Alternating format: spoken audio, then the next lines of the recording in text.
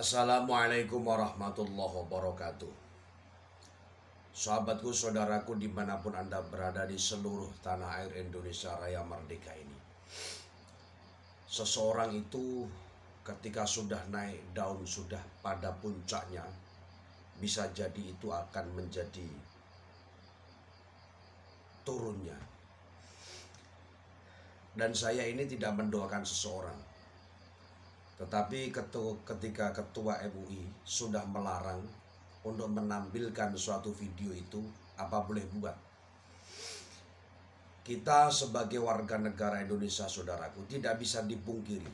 Sejak dari dulu, sejak dari saya masih kecil sampai besar tua kayak gini, bahkan sampai besok kapanpun, sutradara-sutradara Indonesia ini tidak akan pernah bisa membuat film yang mana terlepas dari dunia mistis, terlepas dari dunia perdukunan, terlepas dari dunia yang namanya setan-setan dedemit, kuntilanak, setan ngesot, suster rewel-rewel.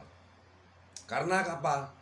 Ya karena memang masyarakat kita Indonesia itu tidak bisa kita pungkiri suka dengan hal-hal semacam itu. Betul? Betul. Kalau di negara Jepang, itu film yang diproduksi besar-besaran adalah film JAV atau XNXX. Yang mana itu adalah film dewasa dengan tujuan edukasinya. Masyarakat Jepang ini melihat supaya mengikuti apa yang dilihat itunya. Sehingga ketika masyarakat sana mempraktekkannya, harapannya adalah satu, biar reproduksi anaknya itu banyak, biar produksinya anak itu banyak, saudaraku. Kau tahu sendiri kan, saat ini Jepang adalah beberapa tahun terakhir ini merosot, keturunannya sangat sedikit sekali. Bahkan ada keterangan Jepang di tahun 2070 katanya pemberitaan, atau 2100 nanti orang Jepang akan langka. Tahu sendiri kan, pemberitaan-beritaan sekarang itu orang Jepang itu nggak mau punya keturunan dengan dasarnya nggak mau ribet. Yang nomor dua, kehidupan di sana itu sulit, keuangan itu sulit, sehingga biaya kehidupan pun sulit. Maka sutradara-sutradara di sana membuatlah film itu JAV, atau bahasanya ketoprak Jowo.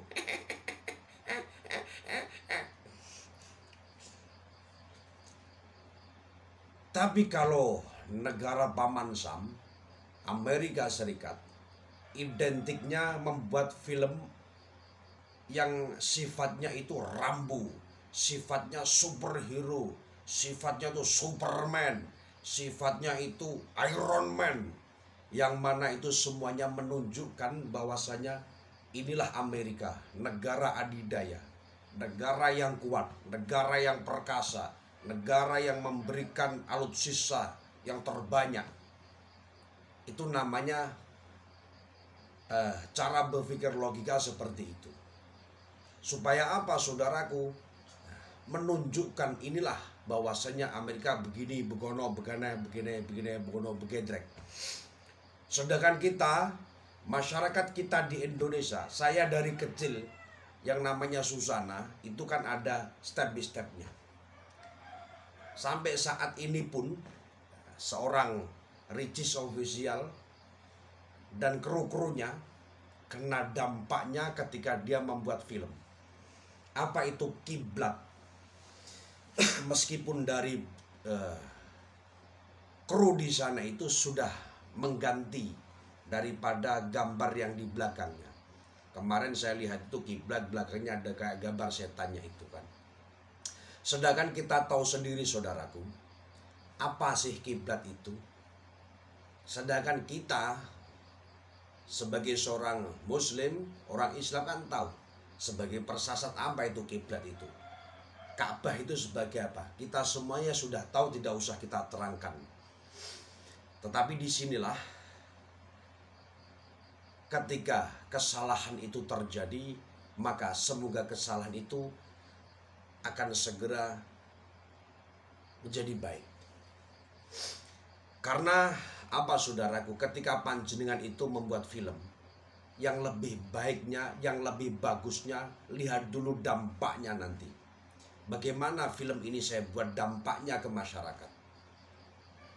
Mohon maaf, saya tanya, sutradaranya muslim atau non-muslim? Saya cuma tanya tok. Dan semoga untuk kedepannya tim-timnya Ricis Official ini, bukan Ricisnya ya, di krunya itu untuk kedepannya harus lebih selektif, harus lebih berhati-hati. Karena yang namanya film di Indonesia ini paling banyak memproduksi film demit, horor, setan, gudik, gudal. Semuanya berbalut dengan mistis-mistis. Dan mistis-mistis itu saudaraku tidak bisa dilepaskan dari yang namanya keagamaan. Nanti ada mistis setannya, ada oknum ustadznya, ya kan? Untuk nanti pada akhirnya seperti ini, seperti itu. Ada yang ditobatkan. Terkadang pula di tengah-tengah dikasih film jaf, meskipun sedikit, untuk suasana biar tidak terlalu tegang saudaraku. Betul gak? Nah, semuanya ini adalah teguran kepada kru-kru kiblat ini. Yang paling bagus segera bertobatlah sebelum Anda ada semuanya menghadap ke kiblat yang sebenar-benarnya. Karena apa saudaraku? Film itu akan berdampak ketika orang yang melihat. Betul? Apalagi ini sangat sensitif. Apa sensitifnya? Kiblat sebagai tolok ukur kita-kita ini. Kalau itu disalahgunakan sebagai kiblat seperti itu, dampaknya kan dahsyat saudaraku. Dan saya tadi melihat di Instagram, di lain-lain lah, Ketua MUI Khalil Nafis sudah melarang video itu untuk tampil di layar lebar dengan yang banyak pula. Oleh sebab itu saudaraku, semua kejadian itu pasti akan mengandung hikmah. Bisa jadi hikmah ini adalah teguran bagi Anda yang selama ini sudah menikmati kehidupan aman nyaman, sehingga perlulah disenggol, perlulah ditegur sedikit, perlulah dikasih somasi sedikit dari hal semacam ini. Dengan tujuan apa? Dengan tujuan supaya kedepannya itu tidak terlampaui batas ketika membuat film-film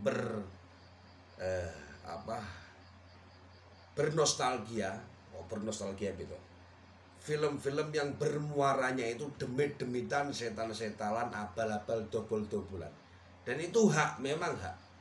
Siapapun atau sutradara atau YouTuber yang membuat film yang namanya demit-demit itu adalah hak. Kita nggak bisa menutup hak mereka. Tetapi boyo mikir dulu sebelum membuat film itu. Karena dengan film-film seperti itu, harapannya orang setelah menonton itu tobat. Kayak film kemarin itu banyak waria yang tobat. Itu bagus saudaraku. Saya lupa filmnya itu namanya. Setelah menonton itu banyak waria yang tobat. Banyak waria yang takut karena melihat film itu. Nah itu bagus. Ada dampak positifnya. Dan ini belum sampai tayang sudah dampaknya negatif. Dan semoga kedepannya ini baik-baik saja, aman-aman saja. Jangan sampai simbol-simbol kita dijadikan suatu produk film dengan dasar, dengan dalih supaya nonton banyak. Jangan. Tapi lihat dulu dampaknya. Kalau dampaknya bagus, lanjutkan. Kalau dampaknya jelek, stop dulu. Semoga ini menjadi pembelajaran bagi kita semuanya. Salam dari saya, Ceki Semani Kiringan. Assalamualaikum warahmatullahi wabarakatuh. Cus.